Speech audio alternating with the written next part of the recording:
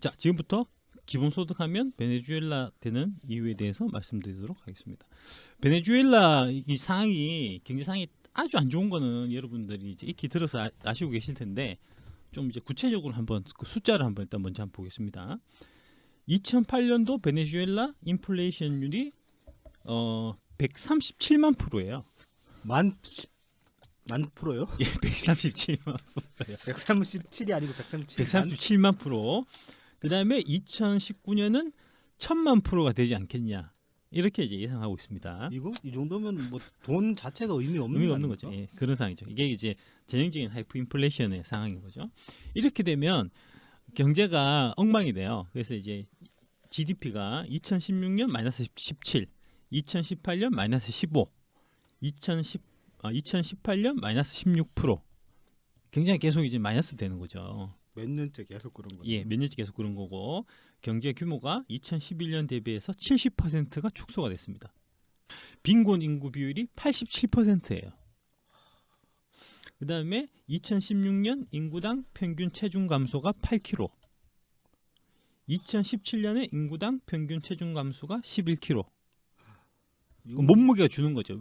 이건 못 좀- 먹어서. 이건 정말 죽어간다는 얘기밖에 그렇죠. 안 되는 예, 건데. 예, 예. 하이퍼 인플레이션이 이렇게 그 여러분들이 보통 생각하시는 것 이상으로 파멸적이에요, 결과가. 이거를 이제 그 웅변적으로 보여주는 사진이 있는데 네. 지금 베네수엘라 1998년, 2018년 비교해 놓은 거 음, 같은 사람이에요. 같은 가게고. 1998년도에는 이 아저씨가 이제 풍채가 있잖아요. 좀 뚱뚱하시잖아요. 네. 잘 먹어갖고 네. 가게에 이제 상품들이 가득 진열되어 있는 걸 볼 수가 있을 텐데 2018년에는 가게에 물건이 없고 뭐 뒤에 간장 같은 것도 이렇게 있고. 그렇죠. 물건이 비싸니까 갖다 놓을 수도 없겠네요. 예. 물건이 생산이 안 되는 거죠, 뭐 아예. 경제 활동이 정지가 되는 겁니다. 네. 이게 돈에 그러니까 그 상품을 교환할 때 돈이 있어야 돈이 어느 정도 가치가 돼야 이게 물건을 사고 팔고 돈 갖고 이렇게 되는데 돈의 가치가 이런 식으로 뭐 1년에 1000만 %씩 이렇게 이제 인플레이션이 있어 버리면 돈의 가치가 아예 사라지고 그러면은 교환할 때 할 게 없잖아요. 근데 물물 교환 이런 것밖에 안 되기 때문에 한 가지 궁금한 게 예. 그럼 막 137만 % 정도의 인플레이션이 있으면은 예. 돈을 찍어냅니까 이 상황에서도 국가에서는 예, 열심히 찍어야죠. 그- 더 열심히 찍어야죠.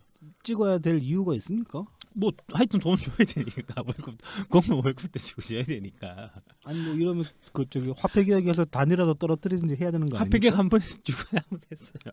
했는데도 이렇습니까? 화폐 계약 계속 그렇습니다. 그래가지고 뭐 이분 같은 게 이제 삐쩍 고라죠 못 먹어갖고 상점 주인이 이러니까 상점 안 사면 어떻겠습니까? 이게 이제 경제 고통 지수라고 있거든요. 미저리 인덱스라고. 네. 이게 뭐냐면은 실업률 플러스 물가 상승률을 더한 거. 이 부분만큼 경제에 이제 고통이 가해진다. 일반 민중들의 그냥 퍼센트로 그렇죠. 산술적으로 더한 거고요. 예, 실업률에다가 물가 상승률 더한 거. 이게 이제 1등이 압도적으로 베네수엘라 7,459. 그다음이 아르헨티나, 이란, 브라질, 터키 이런 순으로 뭐 내려가요. 나머지 저기 아르헨티나 밑으로는 그냥 비교할 필요가 없네요. 그냥 예, 위에 예, 두 나라가 압도적인데 넘사벽이라서. 예, 예. 여기 이제 보시면 그 GDP 이게 그래프가 쭉 나올 겁니다. 이제 2012년 정도를 기점으로 해갖고 마이너스로 돌아서서 계속해서 이제 마이너스로 쭉 가고 있고, 그다음에 이제 물가 상승률 한번 보시면 2010년도에 28.2, 2011년에 26.1, 2012년에 21.1, 그다음에 이제 43.5, 111.8, 1090, 137만, 1000만 이런 식으로 올라가요. 이게 인플레이션이 하이퍼 인플레이션으로 가면은 나중에는 갈수록 과속화되는 그런 현상이 일어나거든요.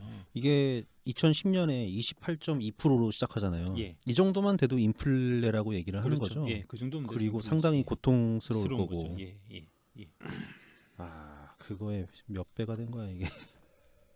그래서 이제 우리가 흔히 알고 있는 그 제일 유명한 게 독일 그 저기 바이마르 공화국인가? 독일의 그 저기 1차 대전. 2차 세계 대전하고 2차 세계 사이에 예. 그때 보면은 이제 인플레이션율이 뭐 1000만 %가 아니고 뭐 몇억 % 뭐 이런 식으로 나타나고 하거든요. 나중에 처음에는 이제 1년에 100%씩 물가가 오르다가 네. 나중에 한 달에 100%씩 오르고 마지막에 가면 하루에 100%씩 막 올라요. 그게 그때 이 이야기인지를 모르겠는데 우화 중에 그런 게 있지 않습니까? 예. 형제가 있는데 형은 되게 성실하게 일해서 이제 열심히 사는 사람이고 동생은 주정뱅이였는데 형이 이제 동생을 맨날 나무라져 넌 일도 안 하고 술만 처먹고 그런다고 그러다가 이제 나라가 망해서 인플레가 왔어요. 그러고 났더니 형은 돈 모아놨던 게 다 휴지 조각이 됐는데 동생은 술 먹고 빈병 파니까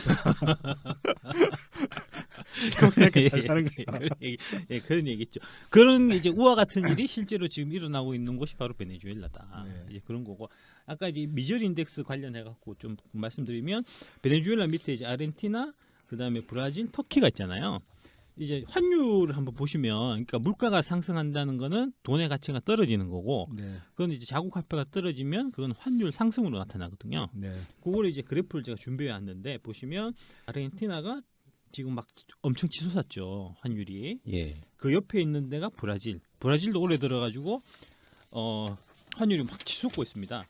그 다음에 다음 터키도 마찬가지고 그리고 마지막에 보시는 게 지금 우리나라 한국이죠, 환율이거든요. 한국. 예. 한국의 환율. 한국의 환율이 막 이렇게 이제 그 뭐 브라질, 터키 이런 나라들처럼 막 치솟은 건 아니지만 전체적으로 지금 환율, 올라가는 추세라는 레벨 거죠. 자체가 네. 지금 올라가고 있어요.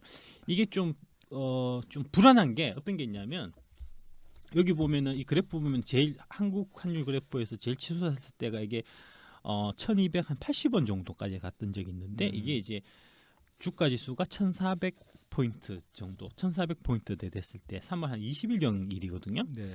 이때에 비해서 지금 주가는 회복을 해서 1430, 40 하던 게 지금 2000 넘었지 않습니까? 네. 2030 뭐 이렇게까지 지금 회복을 했는데 그렇게 되면 환율이 반대로 떨어져야 맞는데 환율이 안 떨어지고 있는 예, 거죠. 환율이 안 떨어지고 있습니다, 지금. 그러니까 주가는 그 동학 개미들이 바친다는 거 아닙니까? 뭐 그런 거기도 하고 외국 투자는 빠져나가는데. 그렇죠. 예, 그러니까 이제 주가하고 환율하고 지금 다르게 움직이는 거거든요.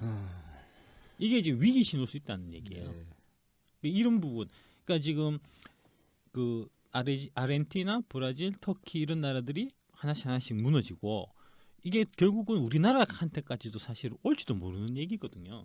근데 이제 환율은 결국은 재정 적자, 돈 많이 풀고 이러면은 이제 환율이 올라가는 거니까 최백은 얘기처럼 우리가 돈을 막 무한정 풀어갖고 이게 그렇게 할 수 없는 상황일 수도 지금 있다는 얘기죠. 환율 때문에라도. 그냥 저기 달러 찍는 기계한테 훔쳐와가지고 달러 연락이 찍어내면 모르겠는데. 그거 북한에 남아 있을지도 몰라요. 예, 그렇고 그래서 이제 베네수엘라의 지금 이제 현재 그 하이프 인플레이션, 초 인플레이션이 이제 어떤 결과를 나타내냐 이제 보여드리면 이게 이제 KBS 방송인데 그 KBS 특파원이 간 거예요 실제로. 상점에 물건이 없습니다. 그다음에 여기 이제 그 베네수엘라 주민이 인터뷰를 한 건데 먹을 음식이 없어요. 쌀도 없고 밀가루도 없고 이 나라에는 먹을 게 아무것도 없어요. 이대로 죽으라는 건가요? 이렇게 이제 지금 삐쭉 골아가지고 말라갖고 아기를 안고 이제 그 저 여성분이 이제 얘기를 하고 계시고 그래서 이제 결국 식당에 가게에 물건이 없으니까 먹을 게 없으니까 그래서 어쩔 수 없이 쓰레기를 뒤져가지고 연명하는 이런 현상이 지금 생기고 그 다음에 이제 이렇게 되면은 암시장이 생겨요. 베네수엘라 돈을 갖고는 받아갖고 물건을 그러니까 이제 뭐 빵을 팔고 베네수엘라 돈을 받으면 그 돈이 휴지 조각이 되고 예, 하루 지나면은 가치가 반토막이 나니까 그러니까 이제 이런 상황에서는 베네수엘라 돈 안 받고 달러로 거래되는 네. 암시장이 생긴다는 거죠. 아니 뭐 현물 교환을 하든지. 그렇죠. 예, 뭐 그런 식이 되니까 이런 사실은 문제입니다. 근데 왜 이런 인플레이션이 생기냐? 인플레이션이 생기는 거는 이유는 딱 하나밖에 없어요. 돈을 많이 찍어내서 그런 거죠. 돈의 가치가 떨어지는 게 인플레이션이거든요. 네. 다른 이유는 없어요.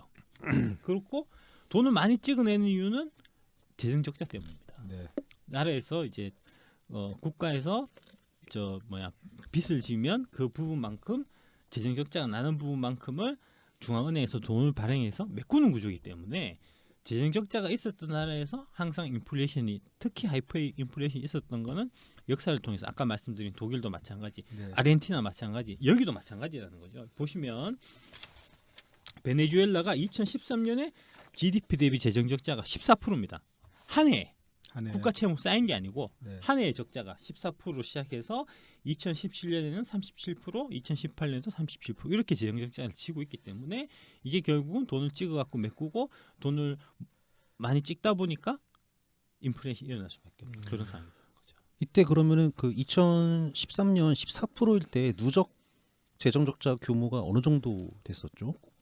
정확하게는 모르겠고요. 예. 지금 이제 2018년 기준에서 베네수엘라가 국가 채무 비율이 233%입니다. 그러니까 이거 이 재정 적자 규모도 이렇게 2013년부터 18년까지 보면은 예. 점점 늘어났겠죠. 점점 늘어나고 늘어났겠죠. 있네요. 예. 빚이 빚을 부르는 거니까 그렇죠. 2013년만 해도 아마 뭐 한 100% 좀 넘는 정도가 되지 않았을까 싶고요. 지금 이제 아까 말씀드린 그 지금 환율이 치솟고 인플레이션 현상이 일어나서 고통받고 있는 나라들 아르헨티나가 지금 국가 채무 비율이 89%, 브라질이 90%입니다. 그러니까 최백은 말대로 100%막 넘어도 문제 없는 게 아니에요. 네. 그거는 뭐 일본이라든지 EU라든지 미국이라든지 기축국 통화만 해당되는 네. 얘기고 우리 같은 신흥국 통화를 쓰는 나라들은 절대로 얘기가 안 되는 거거든요. 100%는 꿈도 못 꾼다고요, 우리는. 아니면 뭐 우리나라 국유지 땅에 예. 금이 한 뭐 10만 ton쯤 묻혀 있다든지 그렇죠. 예, 그렇듯이. 그러면은 뭐 당장에 상황이 아니면. 이탈리아의 사례만 봐도 예. 예. 이탈리아만 해도 그 이제 EU 기축 통화를 쓰고 있지만 그렇죠. 150%, 160% 되니까 지금 문제가 생긴 거잖아요. 2012년에 사실 먼저 문제가 생겼었거든요. 그때 이탈리아가 국가 채무가 한 110%뭐 이 정도였다고요. 그러니까 국가 채무가 그 국가 채무 비율 좀 늘어도 아무 상관없다. 이거는 진짜 경제를 모르고 하는 얘기입니다. 하나만 알고 둘은 모르고 하는 얘기라고요. 대통령께서 결단을 내리셔야 됩니다. 금괴 200조 비트코인 10톤인가 그거 다 풀어야 돼. 최후의 보루가 있구만요. 예, 그렇고 여기 보시면은 이제 내주국 베네수엘라 그러니까 왜 이렇게 재정적자라고 망했냐 이제 이거에 대해 가지고 두 가지 시각이 있습니다. 먼저 베네수엘라 그 지식인의 얘기를 말씀을 드리면 내주국 베네수엘라가 이렇게 결단났다 어느 지식인의 토로하는 이제 조선일보에서 인터뷰한 기사입니다. 네. 이 얘기를 한 사람이 호세 그레고리오 콘트라레스 에르난데스 베네수엘라 중앙대학교 정치대학 정치과 교수입니다. 이런 얘기가 있고 이분 얘기는 이제 결국은 차베스가 잘못했다는 얘기고 그다음에 한겨레는 어떻게 나오냐면은 석유부국 베네수엘라 파탄이 무상복지 탓이라고요 하면서 이런 기사 아직도 쏟아내고 있죠. 네. 여기서 얘기는 석유 산업만 의존한 기형적 경제 구조 때문에 그랬다. 그래서 유가가 하락을 하니까 외화가 유출되고 그래서 초인플레이션의 악순환이 일어났다. 이렇게 이제 얘기를 하고 있는데 네. 유가가 하락했다고 해서 외화가 유출되진 않아요. 유가 하락만으로는 안 돼요. 예. 외화 유출됐다고 해서 초인플레이션이 일어나진 않아요. 그러니까 네. 여기 연결고리가 없는 거예요. 음. 초인플레이션은 반드시 재정 적자 때문에 일어나는 거다. 돈을 너무 많이 찍어낸 거기 때문에 돈을 많이 찍어내는 이유는 아까 보여드린 재정적자 37%의 재정적자를 메꾸기 위해서 돈을 찍어낸 거거든요. 네. 그러니까 연결고리가 사실 여기 없는 거예요. 이제 그 호세 그레고리오 콘트라레스 에르난데스 그냥 호세를 하시죠, 호세. 베네수엘라 중앙대학교 정치학 교수님의 말씀을 네. 한번 소개를 해드리면 차베스가 주도한 볼리바르 혁명이 공화국을 파괴했다. 이 볼리바르 혁명이라는 거는 이제 그 볼리바르 시몬 볼리바르라고 이분이 이제 그 베네수엘라 그다음에 페루 옆에 이제 콜롬비아 뭐 이런 나라들 그 에콰도르 이런 나라들을 해방시킨 사람이거든요. 스페인의 저거에서 그래서 이제 지금 현재 이 차베스가 그 시몬 볼리바르를 되게 좋아했어요. 그래서 이제 볼리바르 혁명을 본따 갖고 자기도 이제 혁명을 한다 이렇게 해서 지금 국호 자체가 우리가 이제 베네수엘라로 알고 있는데 정식 명칭은 베네수엘라 볼리바르 공화국으로 다시 이름이 바뀌어 있습니다. 이제 뭐 그렇고 그래서 이 사람 얘기에 따르면 1997년도에 민간 기업이 12,000곳이 있었어요 베네수엘라에. 그런데 지금은 사회주의 혁명 20년 만에 4,000곳 이하로 줄었다. 기업이 줄었고요. 3분의 1로 줄었네요. 예, 3분의 1로 줄었고 이때 이제 차베스가 집권하고 신자유주의 흐름에 반대하면서 사회주의 경제 모델을 주 내용으로 하는 볼리바르 혁명을 추진해서 그게 이제 도시 빈민하고 농민에게 집과 땅을 나눠주고 그다음에 무상 의료, 무상 교육, 저소득층 보조금 지급 같은 무상복지 정책을 확대를 했어요. 그래서 빈곤율이 1998년에 49%에 달하던 게 2012년에는 25%까지 낮아졌거든요. 여기까지는 성공했네요. 이 좋잖아요. 아름다운 거 아닙니까? 네. 문제는 이게 꽃이라면 이 꽃에 따른 잡초, 이게 명이라면 이거에 따른 암, 이게 케이크라면 그거에 따른 기부가 있었다는 거죠. 그 기부로 나타난 결과가 바로 이 하이퍼 인플레이션이고 그 대가를 이제 10년 지나가지고 지금 받고 있는 거라는 거죠. 그래서 이제 여기 얘기 보면은 국유화학 석유공사라는 데가 있어요. 이게 이제 국유화를 한 석유공사. 예. 국유화한 석유공사. 페데베사. 네. 예. 음. 여기가 악의 뿌리다. 이게 이제 베네수엘라의 그 재정이 이 페데베사를 통해서 거의 다 나오거든요. 한 75% 정도가 나와요. 재정 수입에. 베네수엘라가 이제 아시다시피 세계 원유 매장량 1위 국가 아닙니까? 네. 페데베사 여기를 국유화를 했는데 국유화를 하고 어떻게 했냐면은 기존에 있는 직원들 이게 경력 있는 사람들 기술자들 이런 사람들을 다 쫓아냈어요. 쫓아내고 자기네 사람들을 심었어요. 낙하산 꽂은 거죠. 낙하산을 꽂았죠. 그래서 이제 내부 사정을 파악할 수 없는 정부의 밀실이 되어버렸다. 정치인들을 막 꽂은 결과 이 사람들이 능력이 없잖아요. 네. 해봤어야 알지. 그렇죠. 그래서 기술력이 이제 점점 쇠퇴하게 되고 그러면서 지금 이 98년도에 비해 갖고 지금 이제 페데베사의 석유 생산량이 3분의 1 수준으로 줄었어요. 원래 이제 베네수엘라가 원유 매장량은 제일 많지만 여기에는 유황 성분이 많아가지고 네. 이걸 이제 가공을 해서 팔아야 되기 때문에 코스트가 타랑하는데 이제 코스트가 좀 많이 원래 좀 들어가는 이게 석유거든요. 제가 예전에 일했던 회사가 제가 연구했던 분야가 탈황 분야라서 그 일이 얼마나 지랄했는지 좀 압니다. 예. 어떻게 지랄 맞습니까? 공정이 되게 그 복잡하고 그 제가 했던 게 당시에 2002년 월드컵 때 우리나라 디젤류의 탈환 기준이 그러니까 황 함유량 기준이 기존에서 한 10분의 1로 떨어졌었거든요. 캘리포니아 기준으로 맞췄어요. 그 월드컵 되면서 이제 세계화에 맞춰야 된다고 그래가지고 그러니까 그 이전에 생산 라인이 있는데 이거를 그 기준에 맞춰서 라인을 새로 짜려 그러면은 당시에 SK 정유만 해도 한 2조 정도가 들어갔다고요 소요가. 그러니까 채산이 안 나오니까 기존 공정에다가 이제 추가로 공정 하나 붙여가지고 그 원하는 만큼의 프로젝트를 뽑아보자. 거기에 이제 제가 했던 프로젝트의 취지였고 거기에만 한 총 예상 규모가 1,000억 단위로 넘게 들어갔던 그런 프로젝트였는데 안 나옵니다 해보면. 그러니까 그런 설비 정말 어렵습니다. 그런 설비를 만드는 게 어렵고 돈이 많이 들잖아요. 돈이 많이 들고 그렇죠. 그 원하는 만큼 뽑아내기가 진짜 힘듭니다. 옛날에는 그 작업을 미국의 메이저 석유사들이 해줬거든요. 근데 기술 노하우는 전수를 안 했겠죠. 갖고 있었겠죠. 그러니까 네. 이제 그 사람들한테 맡겨서 했던 네. 해서 이제 문제가 없이 잘 돌아갔는데 이게 이제 그 차베스가 집권한 다음에 메이저들 다 쫓아내고 그러니까 그러려면 자기들이 기술을 개발을 해야 되는데 이게 뭐 그나마 기술 있는 사람들도 쫓아냈으니까. 쫓아냈으니까 그리고 자기네 이제 정치권하고 연이다한 사람을 거기다 꽂아버리니까 네.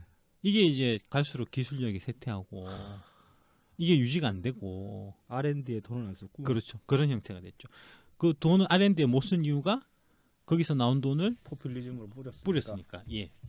그래서 석유 수익을 정권 연장 수단으로 낭비하는 페트로 포퓰리즘이었다라고 이제 이 호세 교수님이 말씀하시는 거고.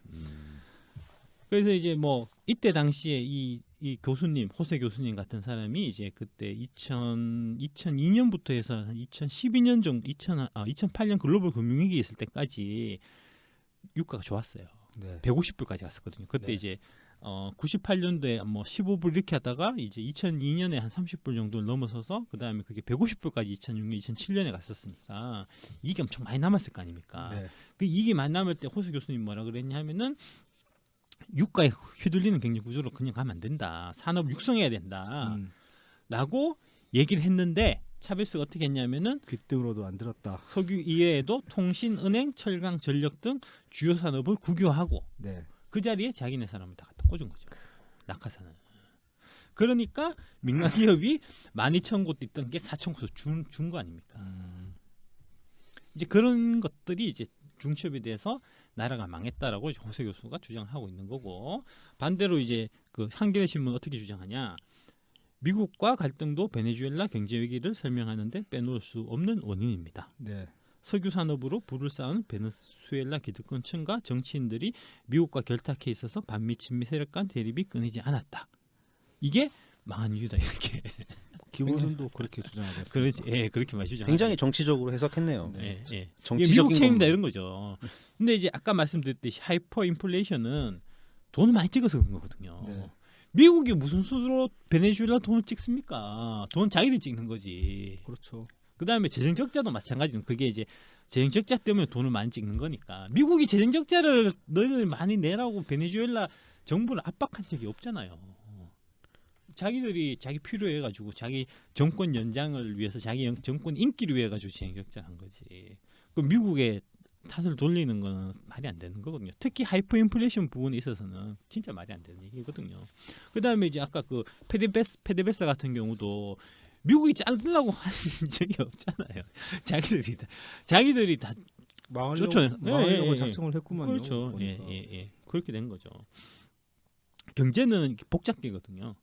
이 얘기는 뭐냐면 선한 의지가 선한 결과를 반드시 만들어내는 건 아니에요. 네. 그러니까 애초에 이 차베스가 볼리바르 혁명으로 통해 가지고 집권을 하고 그다음에 내세운 이상이라든지 이런 정책 같은 거는 아주 좋은 거였어요. 어떻게 보면 그렇죠. 대표적으로 이제 이 그 여기 보면은 이제 이게 베네수엘라 지도자들은 쉽게 벌어들인 오일머니로 국민들에게 선심성 복지 정책을 남발했습니다. 교육, 주택, 의료, 무상 공급 해가지고 이제 이게 사실은 어떻게 보면 이게 남미의 이제 고질적인 문제인데 빈민층이 많아요. 네.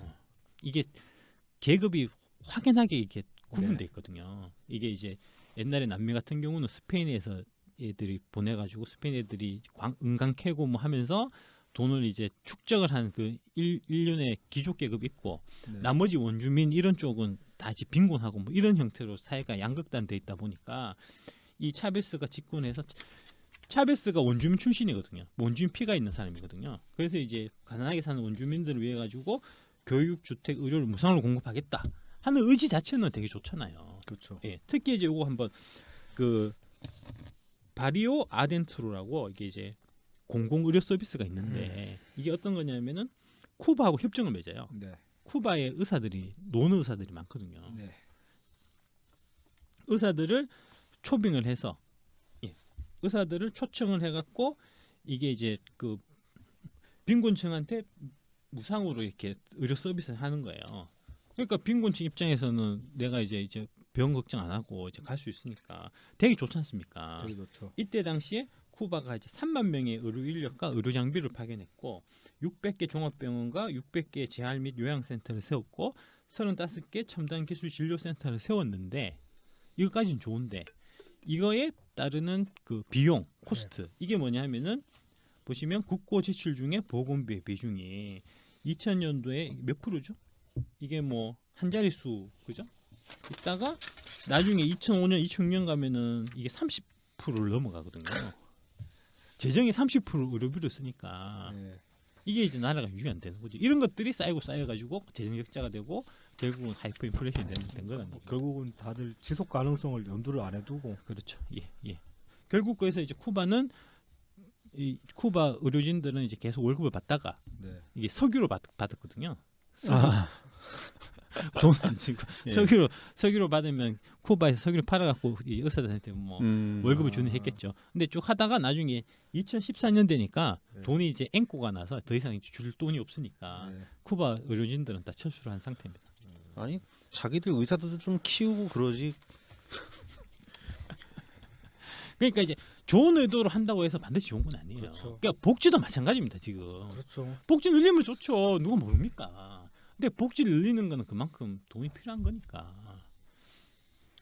이게 이제 지금 그래서 이제 베네수엘라 빨던 인간들이 기본소득 얘기를 하고 있다는 주제로 가서 이게 이재명 지사가 나오죠.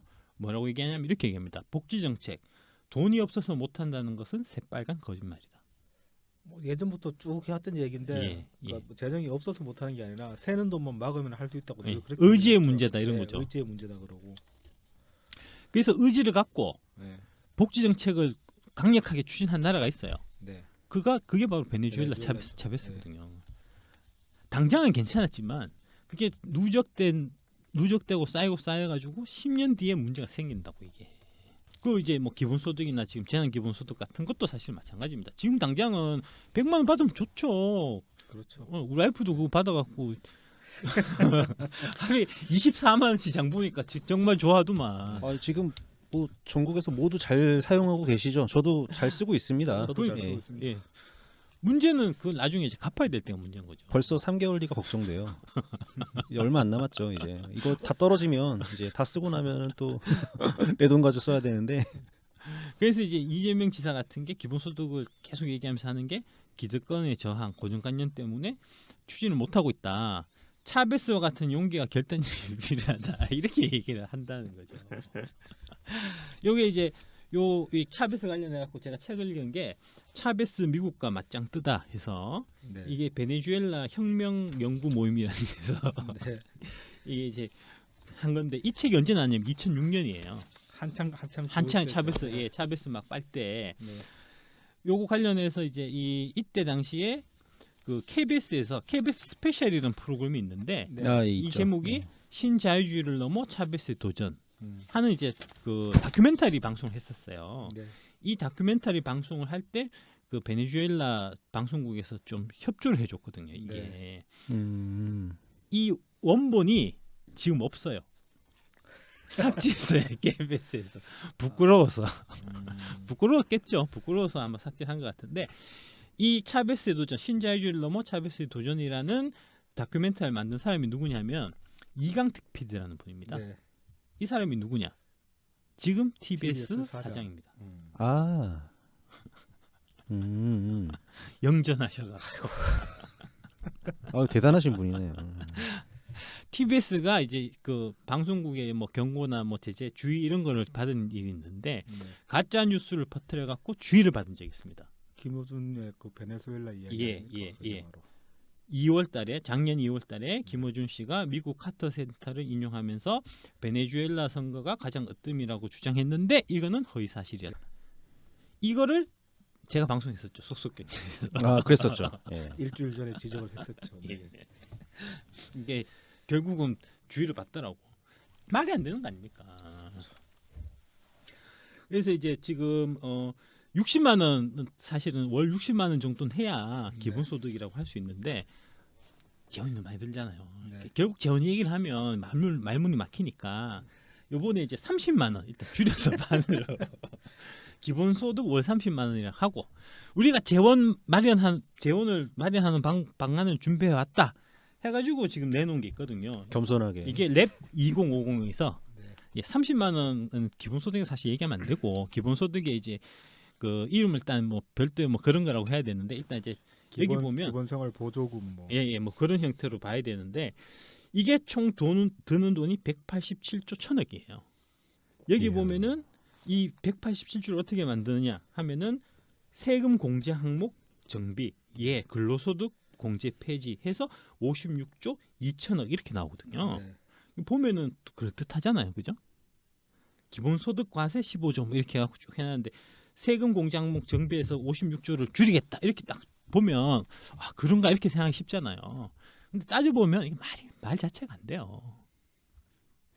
이것도 무서워 보이네요. 생계급여, 기초연금 축소 폐지. 이건 큰데. 일단 이제 이게 왜 말이 안 되냐 하면 근로소득 공제 폐지해서 56조를 줄인다고 하는데 지금 소득세가 얼마냐면 소득세가 86조예요. 그 86조 중에서 근로소득세에 해당되는 부분이 한 40조, 50조 이 정도 수준입니다. 네. 그런데 이제 근로소득세를 다 해도 50조가 안 되는데 근로소득세 공제 항목을 폐지해서 56조를 어떻게 만듭니까? 숫자 안 맞다고 이 계산이. 그냥 대충 막 이렇게 툭툭 넣어가지고 이 정도면 그렇죠. 되겠지. 그렇게 그걸로 40조 하고 이제 16조는 또 다른 데서 또 까겠죠.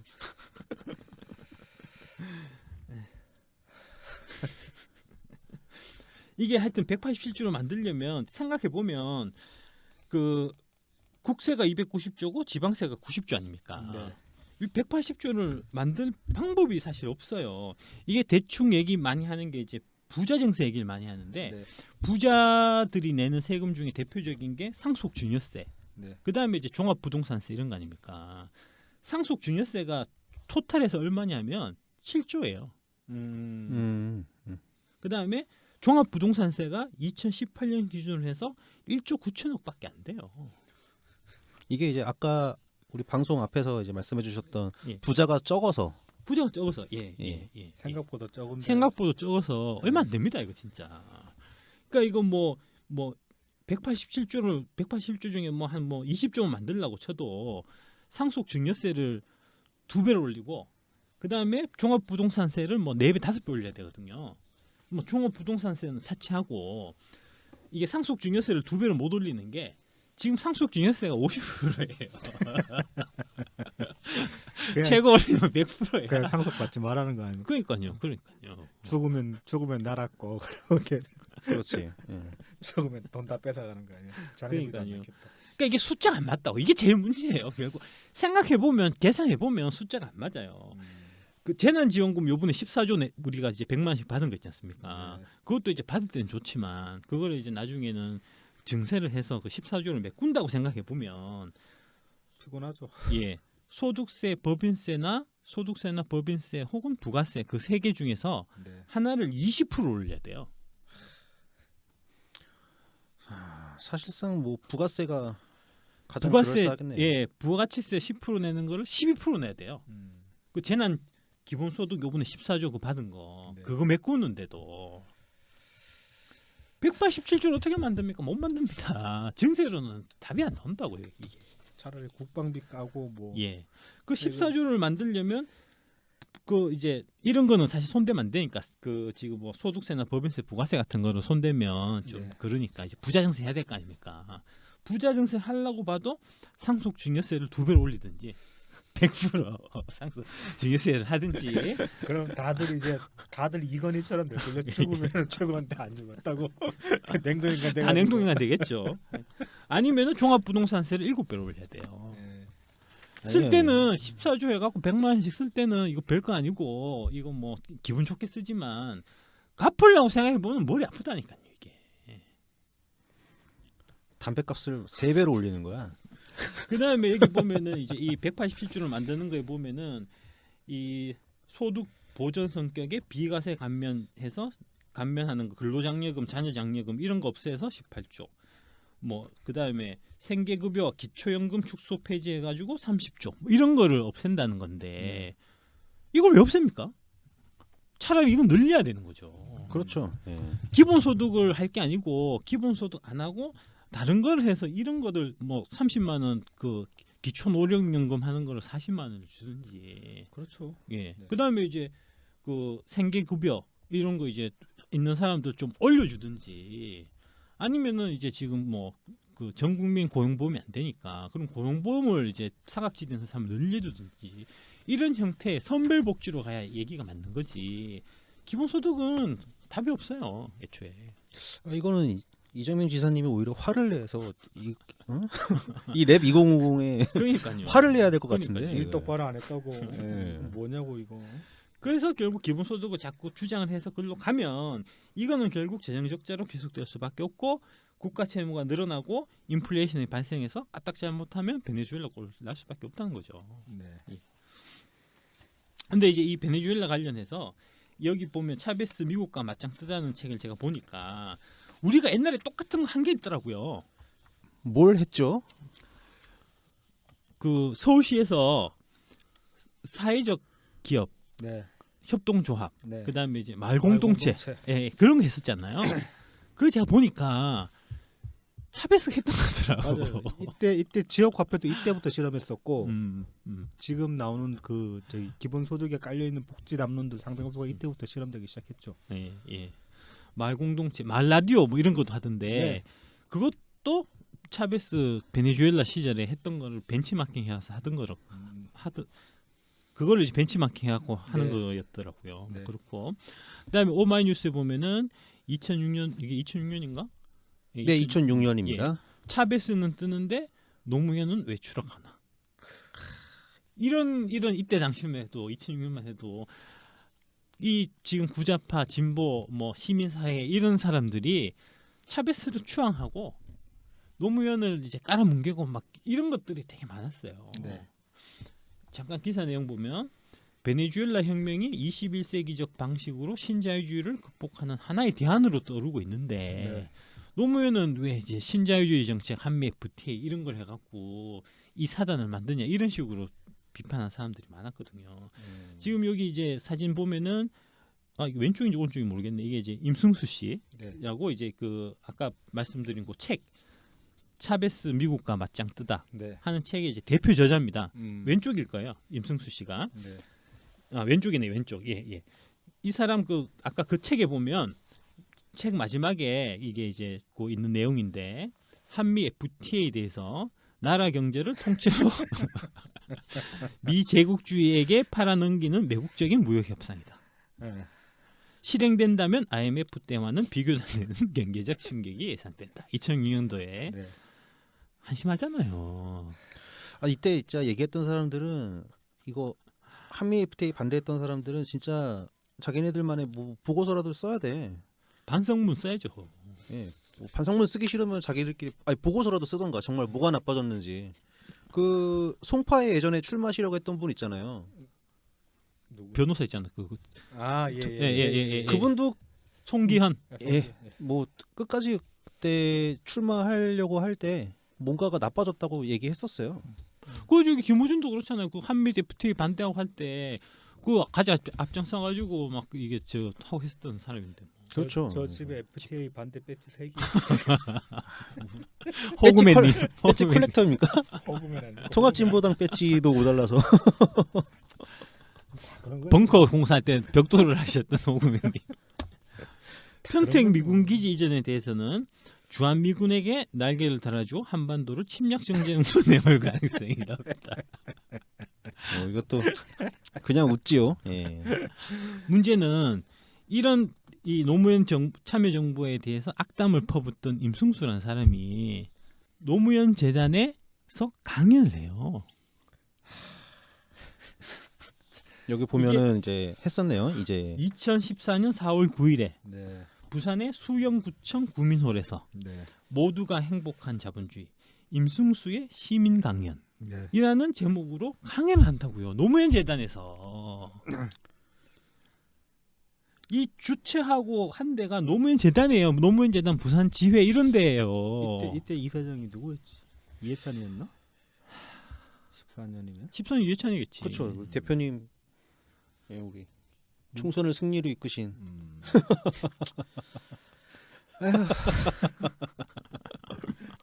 그냥 웃읍시다.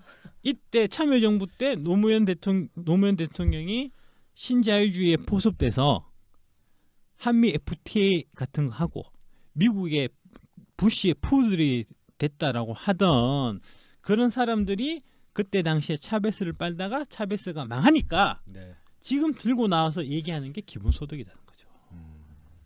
이거 얘네들이 발전이 없어. 얘들이 주로 쓰는 수법이 아까 이제 한미 FTA도 말씀하셨지만 뭔가를 내세워서 한미 FTA 뭐 이런 거 하여튼 주장이 잘못된 거로 판명이 나도 잘못했습니다. 반성한다든지 해명 반성이 없죠. 해명 반성 인정 없이 다른 거 들고 나서 그렇죠. 또 얘기해요. 예. 그리고 또 이 사람들 좀 제목을 보니까 비겁한 게 모두가 행복한 자본주의라고 했잖아. 아니 사회주의라고 해야지. 그러니까요. 예. 뭐 자본주의야. 사회주의 뭐 좋은데 왜? 그때 기재부를 그때 당시에 이제 가장 악마했던 게 김진표 아닙니까? 그렇죠. 기재부의 김진표 이런 사람들 모피아. 악마했던 모피아. 예. 그게 지금 타겟이 김상조, 홍남기로 넘어와 있어요. 네. 청산되지 못한 역사는 되풀이 되는데 차베스 그때 추앙했고 했던 사람들을 우리가 제대로 청산을 못하니까 지금 다시 그 사람들이 활기를 펴서 노무현 재단 이런 데 기생하면서 홍남기, 김상조로 가고 이런다고 지금. 기본소득 이런 거나 지금 얘기하고 있다는 거죠. 이렇게 가서 되겠습니까? 안 되죠. 안 되죠. 여러분들이 좀 경각심을 가졌으면 오늘은 좀 분노를 하셔야 될 것 같습니다. 예. 질문로. 아니 또 따끈따끈한 기사가 있어요. 예. 그 김상조 그 실장이 얼마 전에 더불어민주당 워크숍에서 이제 강연을 했는데 뉴딜에 대해서 예, 한국형 뉴딜이라는 용어에 대해 고민이 있었다라는 뭐 그런 취지의 발언을 했대요. 그거 가지고 엄청나게 비판을 받았다고 하더라고요. 이게 또 김상조 정책실장 같은 경우는 아무래도 학자 출신이다 보니까 좀 용어에 신경을 많이 쓰는 편이죠. 그리고 용어가 사실은 개념을 그 정립해 버리는 경우가 많으니까 용어를 어떻게 선정하냐는 중요한 문제기도 하죠. 그럼요, 사실은. 그럼요. 예.